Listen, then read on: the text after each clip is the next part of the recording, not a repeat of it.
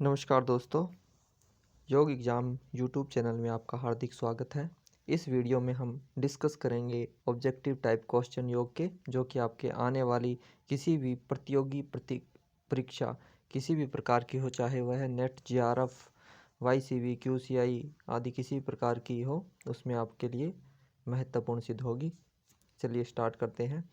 हमारा प्रथम क्वेश्चन है, योग का प्रारंभ किसने किया?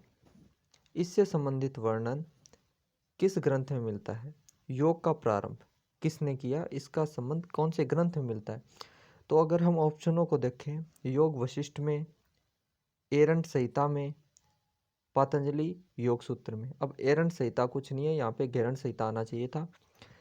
और अगला का ऑप्शन है हमारा गीता में। तो दोस्तों यहाँ पे बात कही जा रही है कि योग का प्रारंभ किसने किया, यह जो है बात किस में लिखी गई है? तो यह लिखी गई है गीता में। ऑप्शन द हमारा सही हो जाएगा, गीता में। अगला क्वेश्चन हम देखते हैं, गीता के निम्न में से कौन से अध्याय में योगोत्पत्ति की बात कही गई है? तो कौन से अध्याय में योगोत्पत्ति की बात कही गई है?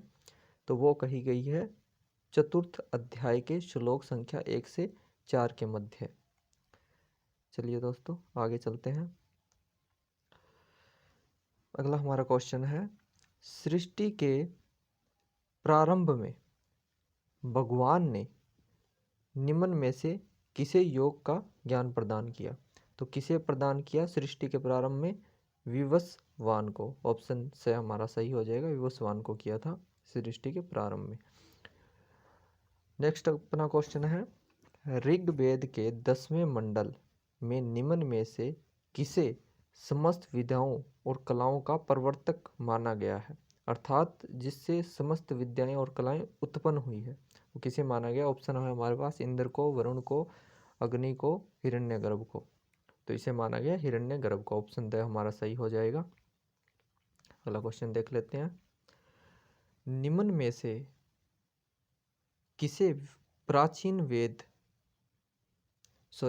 निम्न में से किसे प्राचीन वैदिक धर्म का पुनरुद्धारक कहा जाता है?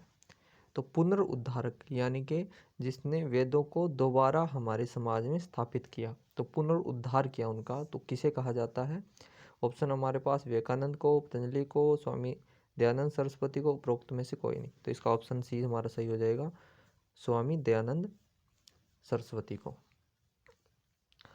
अगला हमारा क्वेश्चन है, स्वामी शिवानंद का जन्म निम्न में से किस स्थान पर हुआ था? तो स्वामी शिवानंद का जन्म कहाँ हुआ था?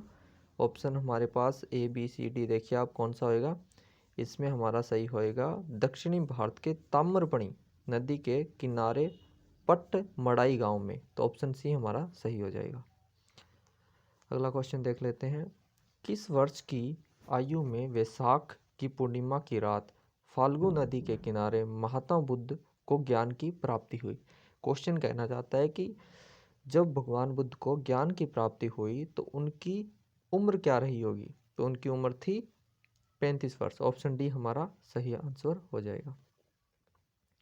अगला क्वेश्चन है, ऋग्वेद का पहला शब्द किस देवता को समर्पित है? तो किस देवता को समर्पित है? तो ये हमारा हो जाएगा अग्नि को। ये इसका सही आंसर हो जाएगा, अग्नि को समर्पित है पहला जो है शब्द। अगला हमारा क्वेश्चन है, ऋग्वेद में कुल कितने मंडल हैं? तो इस ऋग्वेद में हमारे 10 मंडल है। ऑप्शन डी सही हो जाएगा। अगला हमारा क्वेश्चन है, बृहद योगी याज्ञवल्क्य स्मृति में निम्न में से किसे योग की उत्पत्तिकर्ता माना गया है? तो उत्पत्तिकर्ता, जब भी योग के प्रारंभ की बात आए, उत्पत्तिकर्ता की बात आए, तो हम बिना सोचे विचारे हिरण्यगर्भ को सही कर देते हैं। चलिए आगे देख लेते हैं क्वेश्चन, निम्न में से कौन से योगांग की सर्वप्रथम उत्पत्ति हुई? कौन से योगांग की सर्वप्रथम उत्पत्ति हुई? योगांग का अर्थ है योग के जो अंग हैं, जैसे यम, नियम, आसन, प्राणायाम, प्रत्याहार, धारणा, ध्यान, समाधि। तो ये जो अष्टांग योग महर्षि पतंजलि ने बताए, उनमें से अगर हम लेकर चलें तो कौन से योगांग की सर्वप्रथम उत्पत्ति हुई? मतलब किस योगांग को सर्वप्रथम पहले खोजा गया या अपनाया गया? तो इसका उत्तर हो जाएगा हमारा ऑप्शन ब, प्राणायाम को। ठीक है दोस्तों, आगे चलते हैं। अगला क्वेश्चन है, हिरण्यगर्भो योगस्य वक्ता नान्यः पुरातनः, अर्थात हिरण्यगर्भ ही योग के सबसे पुराने प्रवक्ता है। यह कथन निम्न में से कौन से ग्रंथ में मिलता है? तो ये कौन से ग्रंथ में मिलता है? देखिए दोस्तों, इसी तरह का वाक्य एक गीता में लिखा आता है, हिरण्यगर्भो योगस्य वक्ता नान्यः पुरातनः। और यहाँ पर गीता हमारे ऑप्शन में नहीं है, ऑप्शन में है गोरख शतक, योग चूड़ामणि, बृहद योगी याज्ञवल्क्य स्मृति, वशिष्ठ संहिता। तो हमारा ऑप्शन स इसमें सही हो जाएगा, बृहद योगी याज्ञवल्क्य स्मृति। अगला क्वेश्चन देख लेते हैं, निम्न में से कौन शेषनाग को योगद अर्थात योग को देने वाला एवं योग युक्त अर्थात योग का मूर्ति में आविष्कारक कहा है? तो किसे कहा है? ऑप्शन हमारे पास है वात्स्मति मिश्र ने, व्यास ने और विज्ञान भिक्षु ने, इनमें से कोई नहीं। तो हमारा ऑप्शन ब सही हो जाएगा, व्यास देव ने। ठीक है दोस्तों, आगे चलते हैं। पातंजल योग परंपरा में निम्न में से किसे योग का प्रारंभकर्ता माना गया है? प्रारंभकर्ता पातंजलि योग सूत्र में। देखिए दोस्तों, जब भी ऋषि पतंजलि की बात आती है तो इनके बारे में एक कहानी प्रचलित है कि ये शेषनाग के अवतार थे, और शेषनाग के अवतार होने के कारण इनका आधा शरीर मनुष्य का था और आधा शेषनाग का था। तो यहाँ पर ऑप्शन में हमारे को देखने को मिलता है भगवान विष्णु को, ब्रह्मा जी को, शेषनाग को, उपयुक्त सभी को। तो इसमें जैसे कि आपने बात की शेषनाग, तो इसमें ऑप्शन स सही हो जाएगा, शेषनाग को। चलिए दोस्तों, आगे देखते हैं। मान्यता के अनुसार पतंजलि निम्न में से किसके अवतार थे? तो जैसे आपने पहले ऊपर बात की है, ऑप्शन ब सही हो जाएगा, शेषनाग के। ठीक है दोस्तों, आगे चलते हैं। हठ प्रदीपिका के अनुसार निम्न में से किसने हठ योग का उपदेश दिया है? इसी के साथ एक क्वेश्चन और आप लिखते हैं, जैसे हठ प्रदीपिका किसकी रचना है? तो स्वात्मा राम जी की रचना है हठ प्रदीपिका। तो इसमें हठ योग के उपदेशक किसे कहा गया है? तो कहा गया है आदिनाथ अर्थात भगवान शिव को। वे कहते हैं सबसे पहले जो हठ योग का उपदेश है भगवान शिव ने माता पार्वती को दिया था।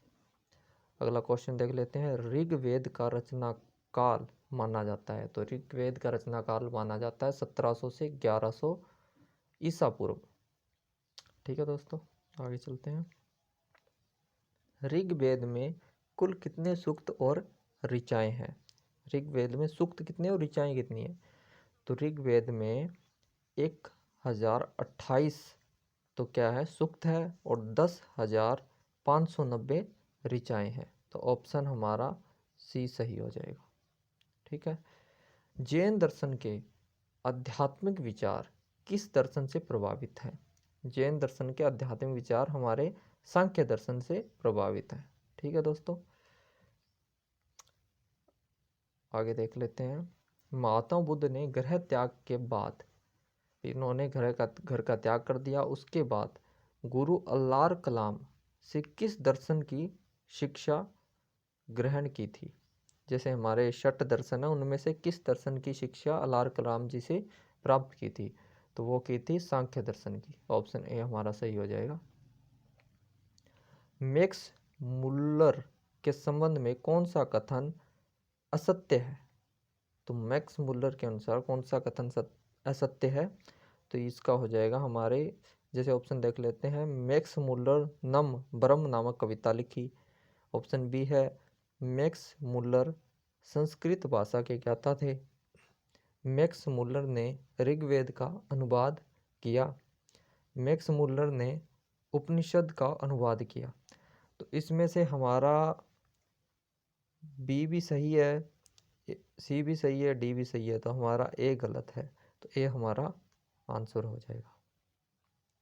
योगाभ्यास शुरू करने के लिए कौन सी ऋतु उत्तम मानी जाती है? तो कौन सी ऋतु उत्तम मानी जाती है? शरद व बसंत ऋतु। ऑप्शन सी हमारा सही आंसर हो जाएगा। अगला और अंतिम हमारा क्वेश्चन है, जीवात्मा का की 4 अवस्थाओं का वर्णन किस उपनिषद में मिलता है? तो जीवात्मा की 4 जो अवस्थाएं हैं उसका वर्णन हमें मांडुक्य उपनिषद से मिलता है। तो हमारा ए ऑप्शन सही हो जाएगा। इसी के साथ हमारा ये जो है वीडियो ख़त्म होता है। और अगर आपको ये वीडियो अच्छी लगे तो लाइक करें, शेयर करें, सब्सक्राइब करें चैनल को और अपने दोस्तों के साथ भी शेयर करें। धन्यवाद।